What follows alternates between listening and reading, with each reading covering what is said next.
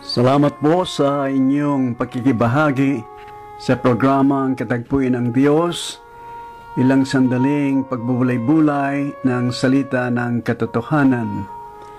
Ang ating pong talata ngayon ay makikita sa aklat ng mga taga-Korinto, kabanatang 6, ikalawang Korinto, kabanatang 6, talatang 14 hanggang 18.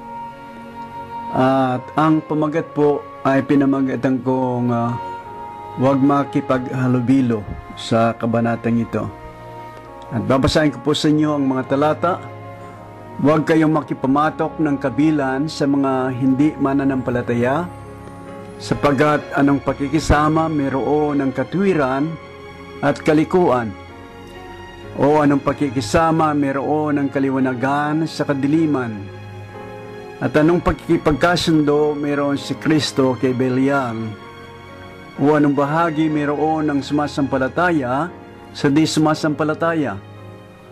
At anong pagkikipagkaisa mayroon ng templo ng Diyos sa mga Diyos-Diyosan? Sapagkat tayo'y templo ng Diyos na buhay, gaya ng sabi ng Diyos, mananahan ako sa kanila at lalakad ako sa kanila. At ako'y magiging kanilang Diyos, at sila'y magiging aking bayan. Kaya nga, magsialis kayo sa kanila, at magsiwalay kayo, sabi ng Panginoon. At huwag kayong magsihipo ng mga bagay na marumi, at kayo'y aking tatanggapin. At ako sa inyo'y magiging ama, at sa akin kayo'y magiging mga anak na lalaki at babae, sabi ng Panginoon na makapangyarihan sa lahat. Ikalawang Korinto, kabanatang 6, talatang 14 hanggang talatang 18. Isa sa mga kultura at pag-uugali nating mga Pilipino ay ang mapagbigay at mahirap tumanggi sa pakikiusap o paghihinghi ng ating kapwa. Bagamat minsan alam natin ito'y hindi nakakabuti sa nakikiusap o humihingi sa atin. At sa katotohanan, hindi nakakabuti ito sa kanila maging sa atin na magbibigay o magpapaunlak sa nakikiusap. Kung alam nating ang kahilingan ay hindi tama ayon sa pamantayan sa salita ng Diyos. Ganito ang sinasabi ng salita ng Diyos sa pamamagitan ni Apostol Pablo pag dumating sa ganitong kalagayan. Sapagkat ako bagay nangihikayat ngayon sa mga tao o sa Diyos, o ako bagay nagsisikap na magbigay lugod sa mga tao, o ako'y magbibigay lugod pa sa mga tao, ay hindi ako magiging alipin ni Kristo. Galatia, kabanatang 1 at talatang 10. Dahil sa ganitong banal na salita ng Diyos, kinakailangan tayong manindigan at di dapat makihalubilo o sumangayon kung ito'y salungat sa tamang salita ng Diyos. Masaktan na o magdanda ang ating mahal sa buhay o kapwa-tao, gawin nating ipakita sa kanila na higit ang ating paggalang at pagsangayon sa salita ng Diyos kaysa magbigay lugod sa tao at malulungkot naman sa atin ang ating Diyos. Mayroong isang mega church dito sa Amerika na sinubukan kong dumalo sa kanilang mga lingguang pagsamba para titingnan ko ang lihim o kanilang mga pamamaraan bakit napakaraming dumadalo sa kanilang kapulungan. Saan ngayon ang bisa ng salita ng Diyos sa aklat ng Mateo, kabanatang 7 at talatang 13 at 14 na kayo magsipasok sa makipot na pintuan, sapagkat maluwang ang pintuan at malapad ang daan patungo sa pagkapahamak, at marami ang dooy nagsisipasok. Sapagkat makipot ang pintuan at makitid ang daang patungo sa buhay, at kakaunti ang nakasusumpong noon. Sa aking sariling obserbasyon, higit ang pagbibigay lugod nila sa tao kaysa Diyos.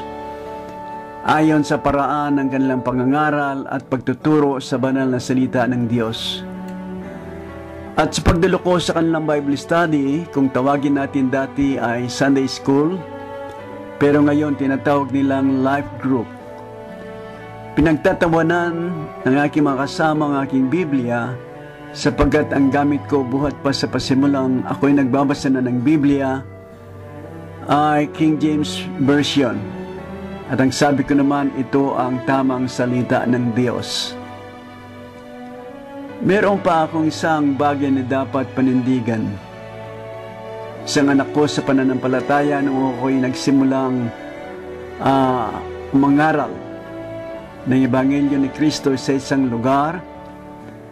At ngayon ay nagbibilin siya ng isang Biblia na ang translasyon ay New International Version. Na alam ko naman na maraming kamalian ang ginawa nila dito, katulad na lamang ng isang mahalagang doktrina ng Biblia, ang pagiging Diyos ni Jesucristo ay inalis nila.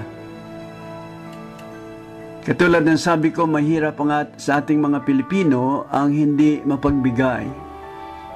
Pero lalong mahirap naman kung sa pagbibigay lugod natin sa tao ay hindi mabibigyan lugod ang ating Diyos na sinasamba at pinaglilingkuran.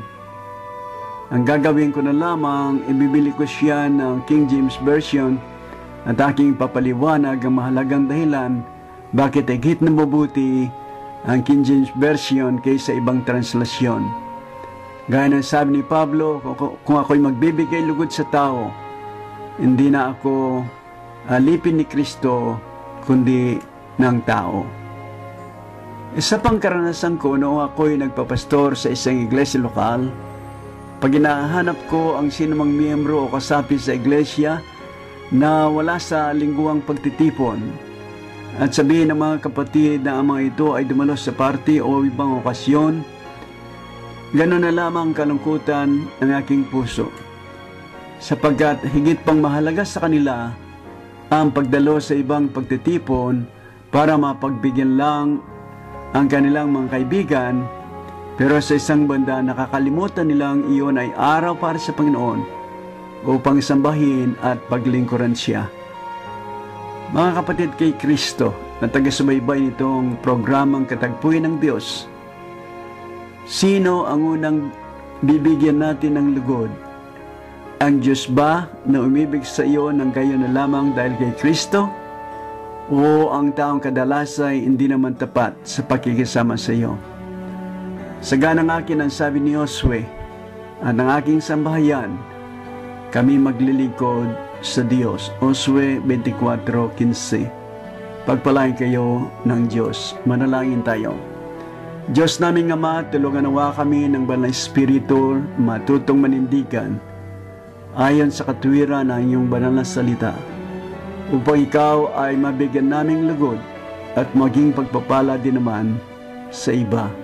Sa ngalan ng Panginoon Hesus, inihiling namin ang lahat ng ito.